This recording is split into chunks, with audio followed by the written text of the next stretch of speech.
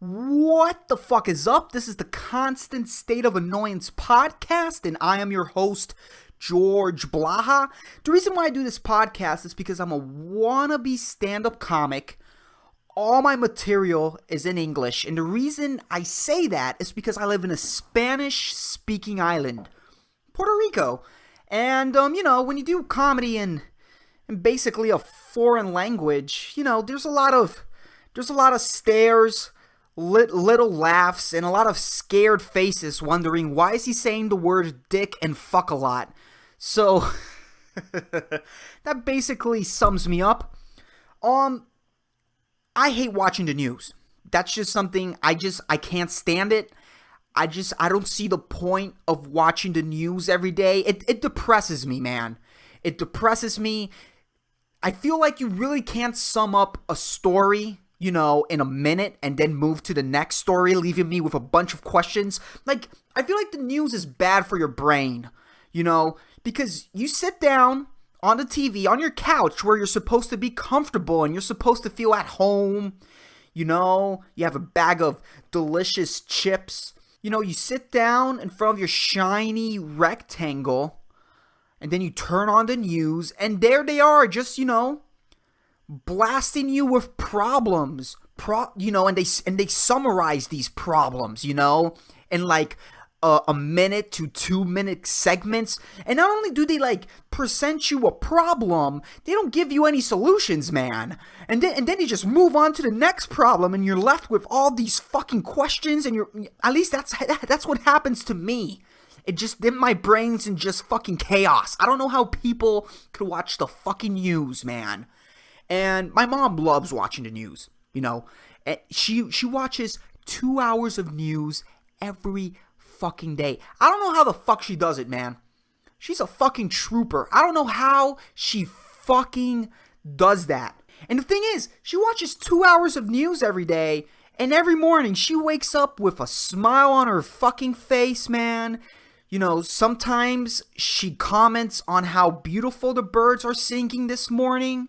She wakes up, and she's one of those people that when she wakes up, not only does she not need coffee, she just wakes up and starts doing shit. And then when I wake up, she wants to start talking to me. I'm like, oh, just get away from me. I hate that. I fucking hate that.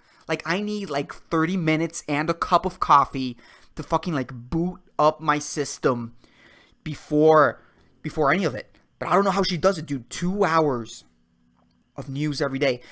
It's a miracle that I've never caught my mom looking up on Amazon sturdy stools and looking at how-to videos on how to tie a noose. I don't know how. That's never happened. And again, I don't know how she does that. The whole, she wakes up in the fucking morning and she wants to talk to me. I don't want anyone to talk to me. I don't want anyone to touch me. I just can't with that shit. I can't deal with people when I've just woken up. That's why when I've seen those posts on social media that say, oh, the best thing that you could do to your man is wake him up, giving him head. And in theory, it sounds great, but I don't want anyone to fucking talk to me. There's a high percentage that I'm going to like it, but there's still a percentage that you're gonna end up in a triangle chokehold, bitch. Don't fucking touch me. Don't touch me in the fucking morning, man. But now that I think about it, if you give me head in the morning, there's a high percentage that I'm gonna end up with an assault charge. But you know what? If you charge me for assault, I'm gonna charge you for sexual harassment. I was unconscious, officer. I don't know. I mean, obviously, there's a high chance that I'm going to enjoy, head, you waking me up, giving me head. But if you're a guy and you've ever jerked off your morning boner, it's not the most pleasant orgasm because your dick hasn't woken up. It has literally not woken up yet. It hasn't done its morning stretches. It hasn't had its morning cigarette yet. It hasn't even yawned. My dick hasn't fucking yawned, and for some reason you think it's a good idea to put it in your mouth. Why? Really, you wasted time. It didn't feel good. It's just, ugh. You know what? I think I don't advise, guys and girls to give morning head to their significant other. Don't do that, because not only is my dick still numb, but now I came, it didn't feel good, and now I'm tired and unmotivated. Thank you very much for ruining my fucking morning. But anyways, yeah, the news. And the reason why I'm mentioning the news is because my mom turned on the TV. She watched, the first hour of Puerto Rican news. And then she starts watching 30 minutes of NBC New York. So, for some reason she wants to know what's happening in New York, which is weird because she's been doing that afternoon ritual for a while. And, she still wants to go to New York. I don't know why. Really, if you want to go to if you want to go out and vacation, don't watch the local news. Are you fucking insane? Don't do that. But she watches 30 minutes of whatever happened in New York, and obviously a bunch of fucked up shit. But today was a special day, dude. Because she turned on the news, and the first fucking headline was, guy throws baby off bridge, right? And the news story, I'm like, Jesus fucking Christ, that's the first thing you're gonna fucking show me? Oof. And, the news story was this tourist couple, they saw the baby floating, dude. They saw the baby fucking floating in the river. Could you imagine, man? You're on your fucking vacation, dude. You've been working 9 to 5 in a job you fucking hate. You only have 2 weeks of vacation. You tell your wife, you know what? Let's go to New York, man. We've always wanted to do it. Let's go on vacation. And that's your vacation. Dead baby floating in the water. Fuck that, man. Or even worse, could you imagine if it was their honeymoon? Fuck no. Fuck, dude. If that was their honeymoon, good luck on conceiving after watching that. Ugh, fuck that, man. And, that was like their top story. So now it's supposed to get less worse and less worse. But no, man. Fuck no. The other news headline was an employee that worked for the Administration for Child Services. He was found that before being, employed by Child Services, he was convicted for murder, dude. Like, they never, for some reason, when they did the background check, they never found out that he was in prison for killing a dude. What I would give to be in the same room as that guy when, Child Services called that, oh, hey, you got the job, dude. He had to be so confused. Just the fact that he applied to work for Child Services it's insane, man. The balls that takes. And he got the job, dude.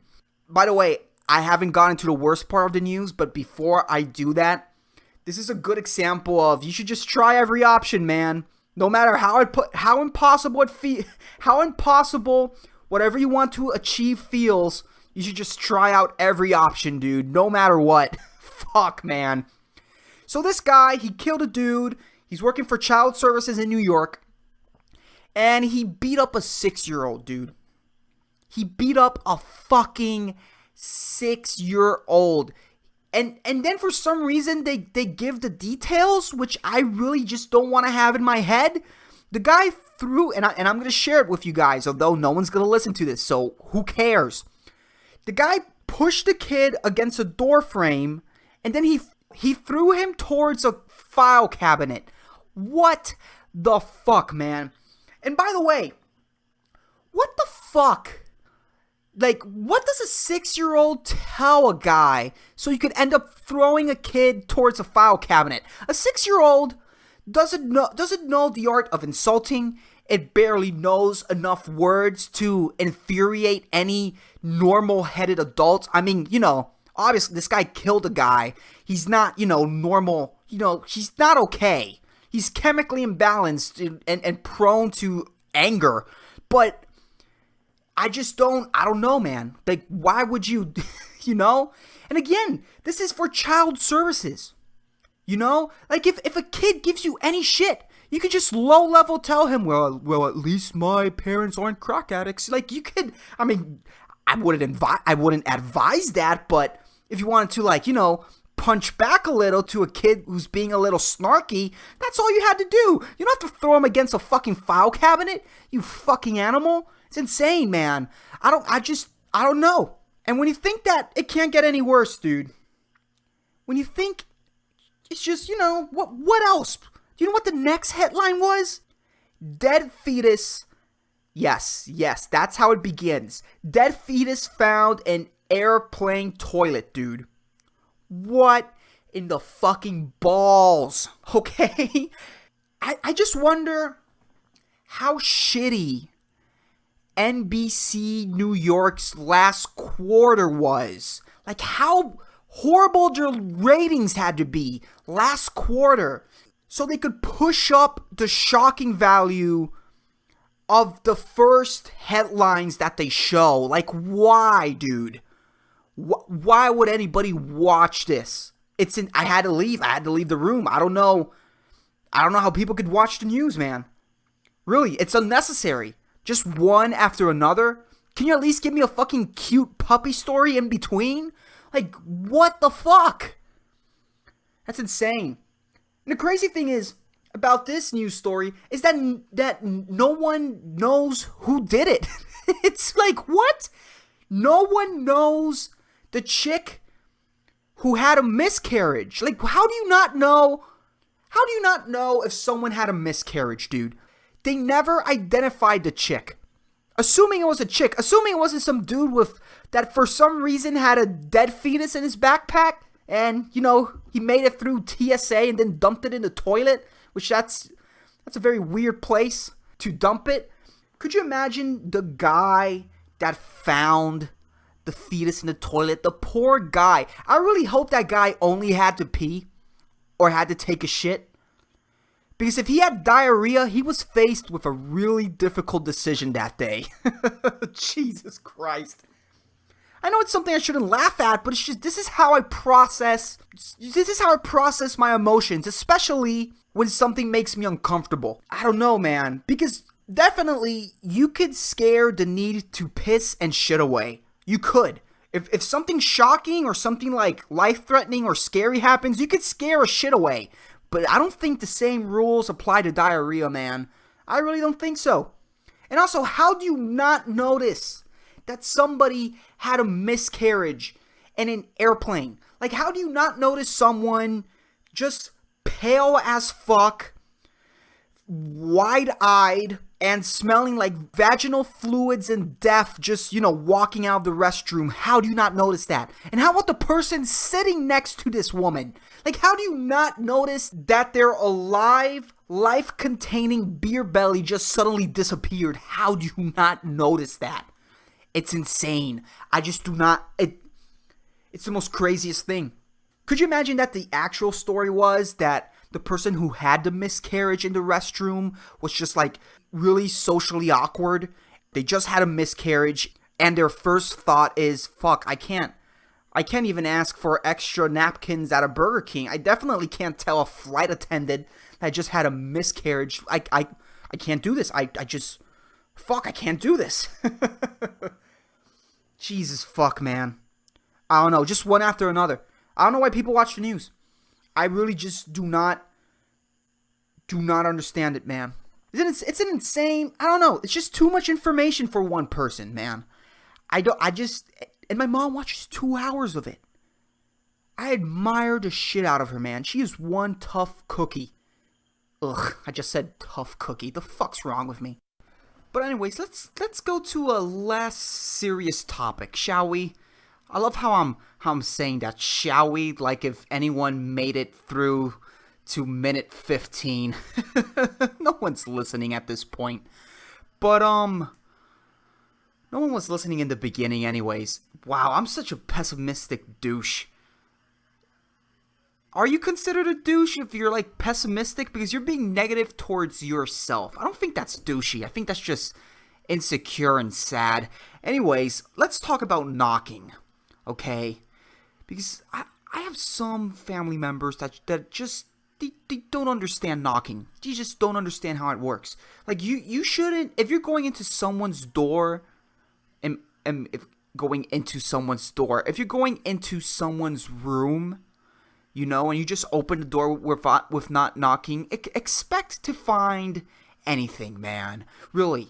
Whatever you see, that's on you, okay? Unless if it's like the room of a child, whatever you see, that's on you for not fucking knocking. Whatever scars you for life, whatever keeps you an extra 6 months in therapy, that's on you, motherfucker. And I don't know, I don't know, like, really, if you don't knock, you're walking into whatever situation, man, okay? Whatever situation. You could walk in, without knocking, into a room where someone is trying to practice their typing, you know, because they're training for a typing competition that only involves their dick. Would you really want to walk into that? Would you? Why would you do that, huh? My family, I don't know, man. They don't really understand knocking. It's the most hilarious thing. What some of them do is that some of them knock, but some of them just go, and then they just open the door like, what the fuck? You're giving me half of a second to put my dick away and remove my nipple clamps? Really? Really? A half a second's not gonna cut it, man. I don't know. Really, man. Really, you're walking into any situation. You don't know what you're going to find, man. You don't know what you're going to find. I mean, really, for all you know, you could be walking into a situation where I'm staring at my belly button through a magnifying glass and I'm giggling because it looks like an asshole. Would you really want to walk into that situation? How about walking into a situation where I'm braiding my toe hairs? Huh? Would you want that? Of course you don't. Of course you don't want to walk into that and be like, fuck, I'm related to this guy? And how about a situation, would you like to walk into a situation where I'm making out, I'm just tongue kissing my knee while I have my balls inside a cup of ice? Of course not. Of course you wouldn't like that. So for fuck's sakes, just knock. Just fucking knock, man. I'm telling you, if you live in a household where they don't knock, you should just prepare yourself to, like, start doing weird shit when they just walk in through the door, man. And this tactic especially works if, like, all your family, you know, like, in the family having heavy feet, you know, it just runs through the family. Having heavy feet is genetic. You know, genetics. You live in a house with 2 floors, so whenever they're, like, stomping up the floor, you could just, like, get ready and, like, chug some milk while you're rubbing your nipples. Something, man. Just something. So, just so you could traumatize them to not walk into your fucking room without knocking. And if you think about it, it's really easy to find a household where they don't knock. Like, if you go into a house, right, and you stay the night, and it's like it's a family that has 5 male kids, okay, 5 boys. It's a household of 7, and 6 of the people are men. I don't know why I'm over-explaining this, but I am, okay? If whenever you go to take a shower, right, you're a guest at their house, at their home, whenever you go and take a shower, and the shower's always clogged up, you know that they do not knock at that house, and that everybody's jerking off in the shower, man. Fucking everybody. That's what happens when you don't knock. Horrible plumbing, okay? Your property value doesn't go down, but you're going to have to invest more on your property. Okay, and you could save yourself a couple of $50-100 by just knocking. By just fucking knocking. Like, what is your excuse to not knock? Huh? What is your excuse? The only viable excuse I see to, like, not knock is extreme arthritis or a lack of limbs. That's all, man. That's all. Anyways, I have a segment on this podcast where I say an inspirational quote. I love inspirational quotes. They help me, get through my week. And the inspirational quote of the week is, "Every exit is an entry somewhere else." Tom Stoppard. This is a really beautiful quote, but I also like to thank Tom Stoppard for inspiring anal sex. Anyways, that's the podcast.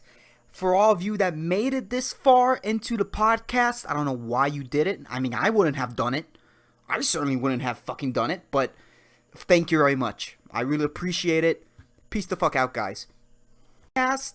For all of you that made it this far into the podcast, I don't know why you did it. I mean, I wouldn't have done it.